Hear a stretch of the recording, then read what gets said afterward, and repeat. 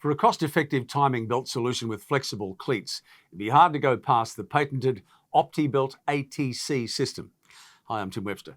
Now, these extruded polyurethane timing belts are made so that the customer can adjust the positioning of the profiled cleats without changing the entire timing belt system.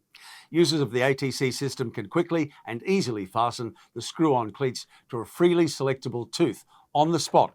Using different screw-on cleats, a variety of goods can be conveyed on the same drive and base belt.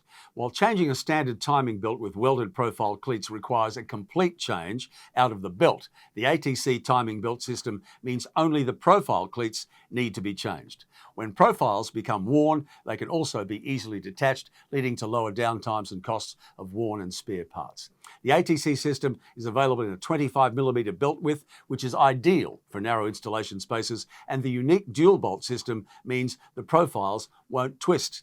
Inserting the cleats is very easy. Simply punch the section in the tensile cord-free zone, enter the dual bolt insert, and bolt it to the profiled cleat.